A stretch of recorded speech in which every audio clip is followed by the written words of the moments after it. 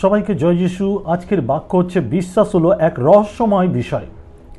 এই বিশ্বাস আমরা যদি প্রকৃতভাবে বোঝার চেষ্টা না করি, এই বিশ্বাসের গুরুত্ব যদি বোঝার না চেষ্টা করি, তাহলে আসলে ঈশ্বরের পরিকল্পনা আমাদের জীবনে কি আছে সেটা কখনোই আমরা বুঝতে পারি না।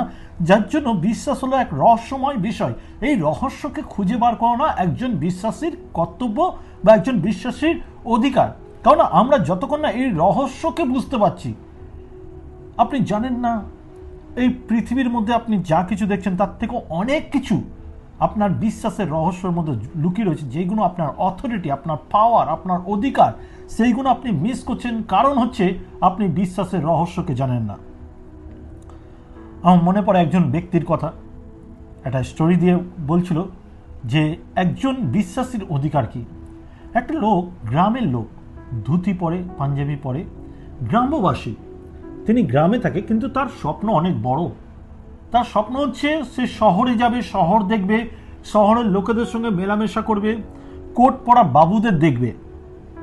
তাই সে প্রতিনিয়ত স্বপ্ন দেখত। একদিন সে লটারির টিকিট কাটে এবং সেই লটারির যে ফার্স্ট প্রাইজ ছিল সেটা হচ্ছে লাক্সারিয়াস ক্রুজ, যেগুলো সমুদ্রের ভ্রমণ করায়। সেই ক্রুজে করে 7টা দেশ বা 7টা জায়গা ঘোরাবে, বা কোনো একটা এমন কিছু ছিল, 3 দিনের একটা ট্রিপ ছিল যেটা কোনো মেন জায়গায় নিয়ে গিয়ে ঘোরাবে। যাই হোক, তো এতে ফার্স্ট প্রাইজ ছিল ওই টিকিটে যে ওই ক্রুজে তিনি লাক্সারিয়াস যে রুম আছে, খাওয়া আছে এবং ট্রিটমেন্ট আছে, সেইগুলো সমস্ত লাক্সারিয়াস পাবে যদি সে ফার্স্ট প্রাইজ জিততে পারে। তিনি লোভে পড়ে সেই টিকিটটা কিনে নেয়। এর ফলে কি ঘটে, তার টিকিটটা কিন্তু সে ফার্স্ট প্রাইজ পেয়ে যায় এবং সে যখন এটা পায় খুব খুশি হয়। সে তাড়াতাড়ি সমস্ত কিছু প্রিপেয়ার করতে শুরু করে, কি নিয়ে যাবে, কি পরবে, কি করবে, সমস্ত কিছু। সে 3 জোড়া ধুতি নেয়, 3 জোড়া পাঞ্জাবি নেয় যেটা সে পরবে, জুতো কিনে নতুন, মানে জুতো বলতে চটি, যেটা নতুন চটি কিনে, কিছু রুমাল নিয়ে, আর নতুন মাদুর, নতুন চাদর, আর মুড়ির কয়েকটা প্যাকেট, জলের বোতল এবং চানাচুরের প্যাকেট কিনে।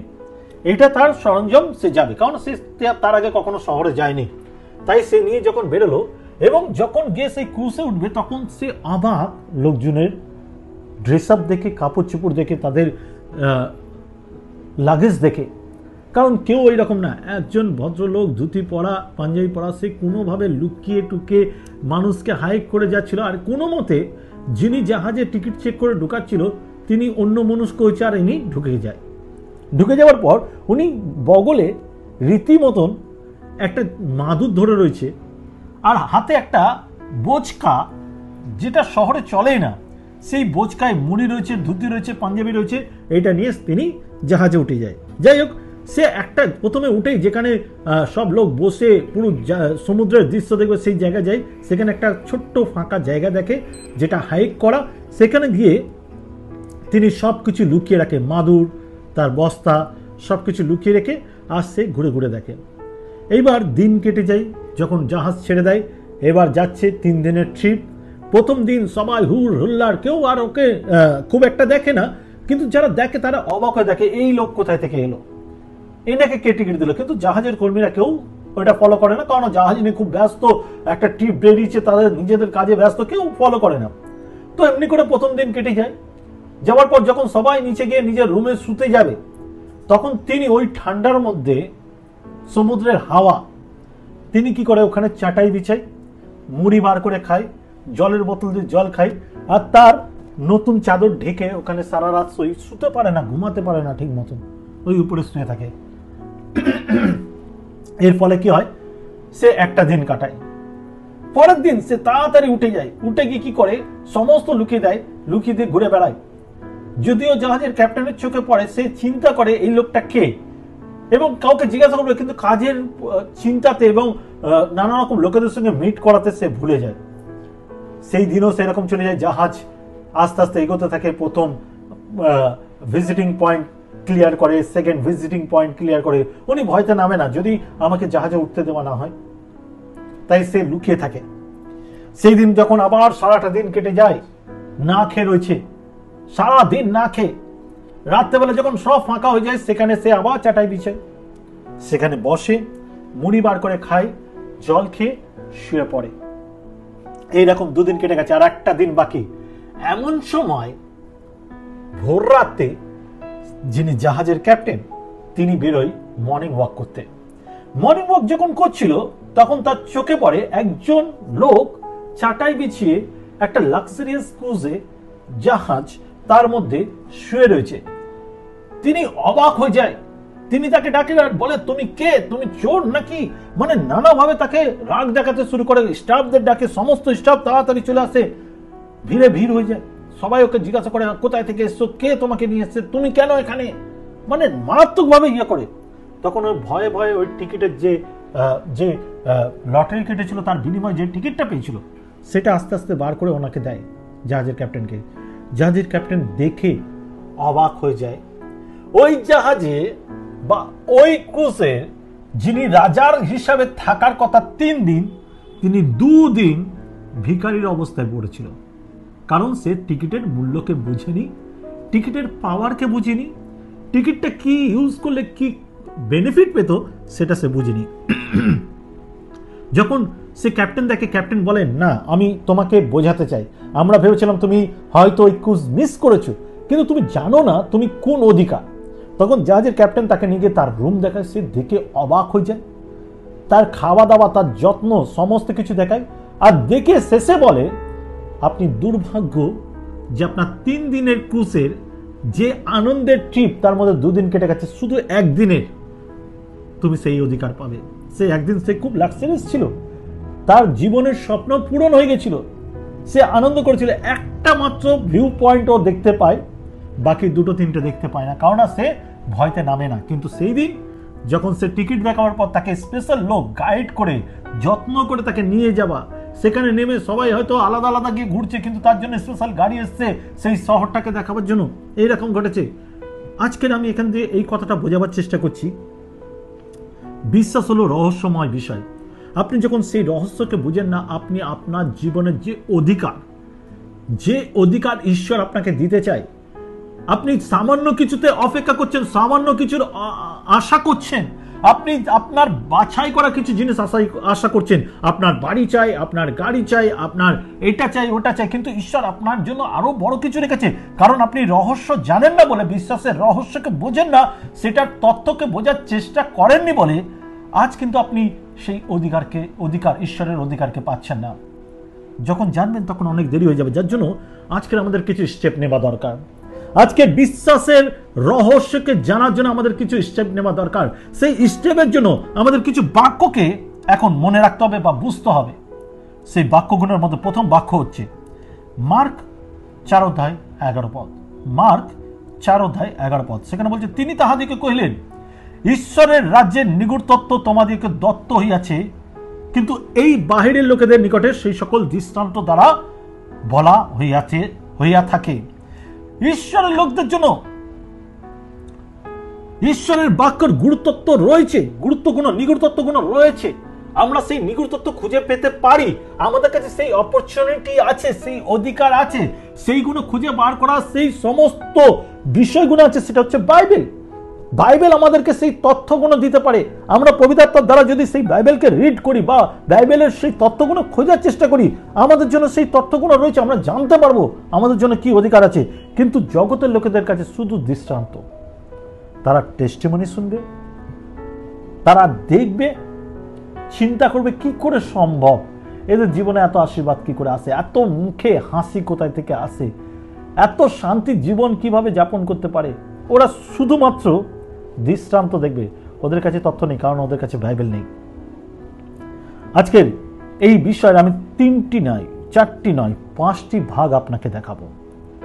5টি ভাগ আপনাকে দেখাবো। প্রথম ভাগ, ঈশ্বরের বাক্য ধ্যান করাতে আমাদের জীবনের পরিবর্তন আসে। এই নিগুড় তত্ত্ব জানতে গেলে আপনার পরিবর্তনের প্রয়োজন। আর পরিবর্তন কোথায় থেকে আসবে? ঈশ্বরের বাক্য থেকে।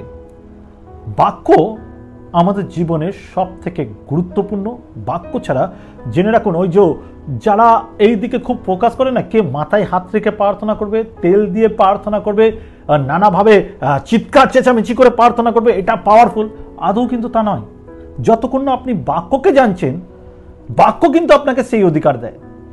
ওই হাত রাখা শুধু ওতেই অধিকার পাওয়া যায় না। সম্পূর্ণ অধিকার পেতে গেলে ওটা হয়তো টেলার পাবেন, কিন্তু সম্পূর্ণ অধিকার পেতে গেলে আপনাকে ঈশ্বরের বাক্য ধ্যান করতে হবে, আমাদের জীবনের পরিবর্তন আনতে হবে। আমেন। জীবনের পরিবর্তন খুব গুরুত্বপূর্ণ। দ্বিতীয় তিমথিও তার 3:16 দ্বিতীয় তিমথিও তার 3:16 বলছে, ঈশ্বর নিঃশ্বাসিত প্রত্যেক শাস্ত্রলিপি আবার শিক্ষার, অনুযোগের, সংশোধনের, ধার্মিকতা সম্বন্ধে শাসনের নিমিত্ত উপকারী। ঈশ্বর নিঃশ্বাসিত প্রত্যেক শাস্ত্রলিপি আবার শিক্ষা, আমাদের ঈশ্বর দ্বারা যে সমস্ত ঈশ্বরের বাক্য এসছে সেই শিক্ষা দ্বারা অনুযোগ সংশোধনে, মানে ভুলকে পরিবর্তন করে ধার্মিকতার সম্বন্ধীয় শাসনের নিমিত্ত উপকারী। ধর্মর দিকে যে শাসন আসে সেই শাসনকে পেয়ে নিজেকে পরিবর্তন করা আমাদের জন্য উপকার। নিজেকে বদলানোটা কোনোভাবে অন্যায় নয়, নিজের ভুলটাকে বোঝা কোনোভাবেই অন্যায় নয়। ভুলটাকে জোর করে ঠিক বলে চালানোটা খুব বড় অন্যায়। আমার যদি মনে হয় যে একটা পুকুরের জল খেলে আমার শরীরে নানা রকম জীবাণু ঢুকবে, কারণ সেই পুকুরের জলটা নষ্ট হয়ে গেছে, কিন্তু সারা জীবন খেয়ে এসেছি বলে আমি লোককে বোঝাবো না, আমি জোর করে সেটা খাবো আর লোককে বলবো না ঠিক আছে, এটা কিন্তু আমার মৃত্যুর কারণ হয়ে যাবে, তাই না? কিন্তু কিন্তু যদি আমি ভুলটাকে বুঝি আর পরিবর্তন করি, সেই পুকুরের জল খাওয়া থেকে দূরে সরি, যেটা ভালো এবং জীবাণুমুক্ত জল সেটা খাওয়া শুরু করি, সেটা আমার জীবনের জন্য ভালো। ঠিক এক্স্যাক্টলি আমরা অনেক সময় আমাদের ভুলকে বুঝেও আমরা ঈশ্বরের বাক্য দ্বারা নিজেকে সংশোধন করতে পারি, কিন্তু করতে চাই না। পরিবর্তন করতে পারি, কিন্তু পরিবর্তন করতে চাই না। আর এটাই আমাদের আত্মিক মৃত্যুর কারণ হয়, এটাই আমাদেরকে বিনাশের দিকে নিয়ে যায়। কিন্তু যারা বিশ্বাস করে এবং শাসনকে গ্রহণ করে, পরিবর্তন হবার চেষ্টা করে, তাদেরকে ঈশ্বর নতুন সৃষ্টি করে, তাদের জীবনের আনন্দকে তারা দেখতে পায়। আমেন। 2 নম্বর পয়েন্ট, বিশ্বাস আপনাকে কাজ করার জন্য ক্ষমতা প্রদান করে। যদি দেখি গীতসংহিতা তার 46 অধ্যায় 1 থেকে 3, গীতসংহিতা 46 অধ্যায় 1 থেকে 3, সেখানে বলছে, ঈশ্বর আমাদের পক্ষের আশ্রয় ও বল, ঈশ্বর আমাদের পক্ষের আশ্রয় ও বল, তিনি সংকটকালে অতি সুপ্রাপ্য সহায়। অতএব আমরা ভয় করিব না, যদ্যপি পৃথিবী পরিবর্তিত হয়, যদ্যপি পর্বতগণ টলিয়া সমুদ্রের গর্ভে পড়ে, তার জল গর্জন করুক, উচ্চণ্ড হোক, তাহার আলফলনে পর্বতগণ কম্পিত হোক। আমেন। তো এখানে বলছি যা কিছু হয়ে যাক, আপনার লাইফে যে কোনো সিচুয়েশন আসুক, এখানে জল, সংকট, পাহাড় এই সমস্ত উল্লেখ করছে, কিন্তু আমাদের জীবনের জল, সংকট, পাহাড় এইগুলো কি আমাদের জীবনের প্রবলেম, সমস্যা। আমরা প্রতিনিয়ত দেখবেন, আপনি যখন বিশ্বাসী হচ্ছেন, আপনাকে প্রথমত শয়তান এমন এমন সমস্যা তৈরি করে যে আপনার ঘরের সামান্য কাজগুলো, সামান্য প্রবলেমগুলো আপনার বিশাল পাহাড় হয়ে দাঁড়ায়, যাতে আপনি কাজ করতে না পারেন, ঈশ্বরের রাজ্যের জন্য দৌড়াতে না পারেন, আপনার কলিংকে রেসপেক্ট করতে না পারেন। কিন্তু বাইবেল কি বলে? বাইবেলের প্রত্যেক জায়গায় এবং অনেক জায়গার প্রতিশ্রুতি এটা লেখা রয়েছে যে ধার্মিক গণের জন্য তিনি প্রতিশ্রুতি রেখেছে, ধার্মিক গণের জন্য তিনি সমস্ত কিছু রেখেছে। এক জায়গায় তো লেখাও রয়েছে ধার্মিকগণ যে কোনো কাজে হাত দেয় তাতে কৃতকার্য হয়, যেটা গীতসংহিতা একে দেখতে পাই। আবার বলছে তুমি আমার ধার্মিকতার রাজ্যের জন্য চিন্তা করো, বাকি তোমার বিষয়ে চিন্তা করার কিছু নেই। ক্লিয়ার লেখা রয়েছে, তুমি আমার ধার্মিকতার রাজ্যের চিন্তা করো, তোমার যা কিছু প্রয়োজন আমি যোগাবো, যেটা আমরা এলিয়র জীবনেও দেখতে পেয়েছিলাম। ঠিক এক্স্যাক্টলি আপনার সমস্যা, আপনার প্রবলেম আপনার উপরে ভারী হবে না যখন আপনি ঈশ্বরের প্রতি নির্ভর করেন, আর যখন বিশ্বাস বৃদ্ধিমান হন, আপনাকে কাজ করার ক্ষমতা দেয়, কারণ আপনি আর কোনো সমস্যাকেই তোয়াক্কা করবেন না। 3 নম্বর পয়েন্ট, বিশ্বাস হলো এক আধ্যাত্মিক ব্যবস্থা বা বিধি। বিশ্বাস এটা আপনাকে আধ্যাত্মিক ব্যবস্থার সঙ্গে স্থির করে এবং বিধির সঙ্গে স্থির করে। যেরকম লেখা রয়েছে রোমিও 3:27, রোমিও 3:27, সেখানে লেখা রয়েছে, অতএব শ্লাঘা কোথায় রহিল, অতএব শ্লাঘা কোথায় রহিল, তা দূরীকৃত হোক, কিরূপ ব্যবস্থা দ্বারা, কার্যের ব্যবস্থা দ্বারা। আবার পড়ছি, অতএব শ্লাঘা কোথায় রহিল, কোশ্চেন, তা দূরীকৃত হইল, কিরূপ ব্যবস্থা দ্বারা, কোশ্চেন, কার্যের ব্যবস্থা দ্বারা, কোশ্চেন, না কিন্তু বিশ্বাসের ব্যবস্থা ধারা। এটা তাহার দূরকৃত কিরূপ ব্যবস্থা? এটা প্রথম প্রশ্ন, কিরকম ব্যবস্থা? সেটা ঈশ্বরীয় ব্যবস্থা, কার্যের ব্যবস্থা। আমরা যে কাজ করি, আমাদের যে ক্ষমতা আছে, আমাদের যে ট্যালেন্ট আছে, তার মাধ্যমে কি আমরা অনুগ্রহ পাবো? না, কিন্তু বিশ্বাসের ব্যবস্থা দ্বারা আমরা অনুগ্রহ পাবো। বিশ্বাসের ব্যবস্থা দ্বারা আমরা অধিকার পাই, বিশ্বাসের ব্যবস্থা দ্বারা আমরা উদ্ধার পাই, বিশ্বাসের ব্যবস্থা দ্বারা আমরা নতুন জীবন পাই, বিশ্বাসের ব্যবস্থা দ্বারা আমরা আমাদের সমস্ত প্রার্থনার উত্তর পাই, বিশ্বাসের ব্যবস্থা দ্বারা অসম্ভবকে সম্ভব করা যায়। এইগুলো হলো বিশ্বাসের ব্যবস্থা। আমিন। 4 নম্বর পয়েন্ট, ঈশ্বরের কাছে কোনো পক্ষপাতিত্ব নেই, ঈশ্বরের কাছে সবাই সমান। আমরা কখনোই এইভাবে চিন্তা করতে পারি না, আমি নতুন বিশ্বাসী, ঈশ্বর মনে আমাকে সেই অধিকার দেবে না, আমি পরজাতি তাই ঈশ্বর আমাকে এই অধিকার দেবে না, আমি অনেক পাপী তাই আমাকে ঈশ্বর এই অধিকার দেবে না। ঈশ্বরের কাছে কোনো পক্ষপাতিত্ব নেই। ঈশ্বরের কাছে বিশ্বাস হলো চাবিকাঠি, যার মাধ্যমে আমরা সেই অধিকার পাই। সে আপনি এডুকেটেড হন আর নন এডুকেটেড হন, আপনি বড়লোক হন ইয়া গরিব হন, আপনি ভালো কালচারের হন বা খারাপ কালচারের হন, আপনি জগতের কাছে স্ট্যাটাস হয়তো আপনার নেই বা স্ট্যাটাস আছে, কোনো যায় আসে না।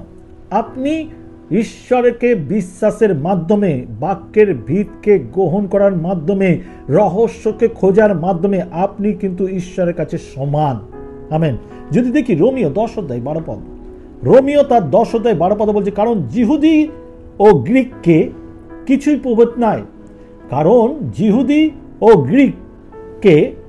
গ্রিকে কিছুই প্রভেদ নাই, কারণ সকলেরই একমাত্র প্রভু, যত লোক তাহাকে ডাকে সকলের পক্ষে তিনি ধনবান, সকলের প্রতি তিনি ধনবান। তিনি সবার রাজা, তিনি সবার পক্ষে একই, তিনি সবার পিতা, তিনি সমানভাবে বিচার করেন।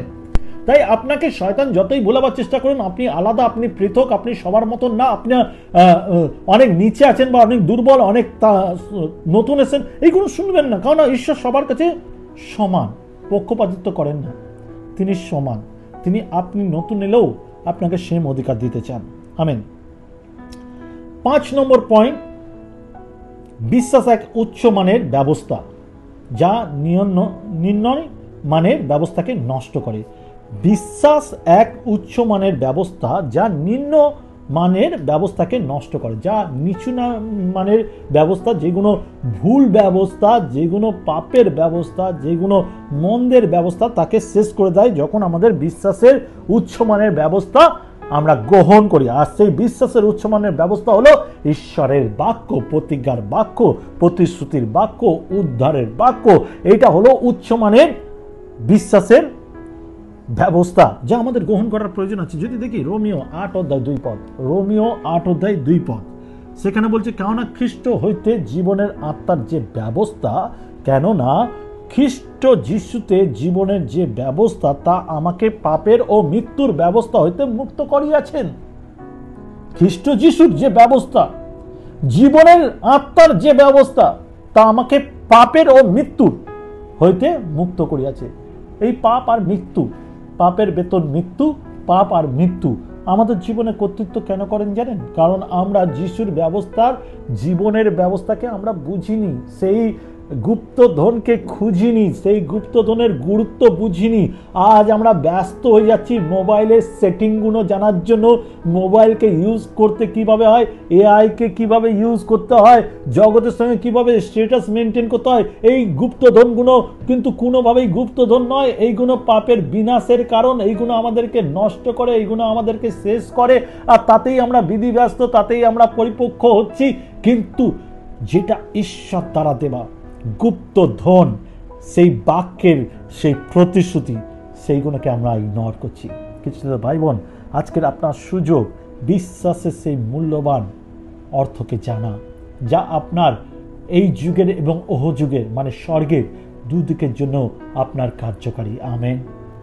তাহলে আজ আমরা যেটা বুঝলাম, আজ আমাদের বাক্যের যেটা মেন শিরোনাম, সেই অনুসারে যখন আমরা এই বাক্যকে দেখলাম, বিশ্বাস হলো এক রহস্যময় বিষয়, তখন আমরা পুরো বিষয়টাকে একটা দিকে নিয়ে আসার চেষ্টা করছি। সেটা হচ্ছে 3টি দিক। কি কি বিষয় নিয়ে আজকের ঈশ্বর আমাদের সঙ্গে কথা বলতে চেয়েছে? প্রথম যে বিষয় নিয়ে কথা বলতে চাইছি আজকের বাক্য দ্বারা, সেটা হচ্ছে ঈশ্বরের বাক্য ধ্যান করাতে আমাদের জীবনের পরিবর্তন আসে। ঈশ্বরের বাক্য ধ্যান করাতে আমাদের জীবনে পরিবর্তন আসে। আমরা অনেক বিশ্বাসীরা বলি আমাদের জীবনে পরিবর্তন হচ্ছে না, কোনো কিছু চেঞ্জ হচ্ছে না, আমি কিছু চেঞ্জ করতে পারছি না, কারণ ঈশ্বরের বাক্য ধ্যান করাতে আমরা বন্ধ করে দিয়েছি। ঈশ্বরের বাক্য ধ্যান করাতে আমাদের জীবনে পরিবর্তন আসে। 2 নম্বর যে দিকটা আমরা দেখেছি আজকের বাক্যে, সেটা হচ্ছে ঈশ্বরের কাছে কোনো পক্ষপাতিত্ব নেই। ঈশ্বরের কাছে কোনো পক্ষপাতিত্ব নেই। ঈশ্বর সবার কাছে সমান। ঈশ্বর সবার কাছে সমান, কোনো পক্ষপাতিত্ব নেই। আর 3 নম্বর যে দিকটা আমরা দেখেছি, সেটা হচ্ছে বিশ্বাস আপনাকে কাজ করার জন্য ক্ষমতা প্রদান করে। আপনি যে আটকে গেছেন, থেমে গেছেন, তার রিজন হচ্ছে আপনার বিশ্বাসের দুর্বলতা। যখন বিশ্বাসে আপনি পরিপক্ক হন, আপনাকে কাজ করার ক্ষমতা প্রদান করে। তাই খ্রিস্টান ভাই বোন, আজকের বাক্য আপনার দুর্বলতাগুলোকে ভালো করে তুলে ধরেছে, এবং আপনি এটাও বুঝতে পেরেছেন এই বাক্যের যে গুপ্তধন, সেটাকে আপনি দেখতে চেষ্টা করেননি, বাক্যটাকে আপনি গুরুত্ব দিননি। যার জন্য আমাদের চার্চে বাইবেল স্কুল গুরুত্বপূর্ণ। কেন? কারণ আমরা এটা খুব ভালো করে জানি, যেই চার্চে বাইবেল স্কুল আছে, বাক্যের শিক্ষা আছে, সেই চার্চ জীবিত চার্চ। তাই এই চার্চে বাক্য শিক্ষা খুব গুরুত্বপূর্ণ। আমরা তাদেরকে খুব রেসপেক্ট করি, তাদেরকে খুব ভালোবাসি এবং তাদেরকে খুব গুরুত্ব দিই যারা বাক্যকে শিখতে খুব আগ্রহী, কারণ এটাই তো গুপ্তধন। তাই যারা বুঝতে পারছেন আপনার জীবনে বাক্যের কত প্রয়োজন, ইমিডিয়েট আপনি নিজেকে পরিবর্তন করে ঈশ্বরের বাক্যের প্রতি ধ্যান দিতে শুরু করুন।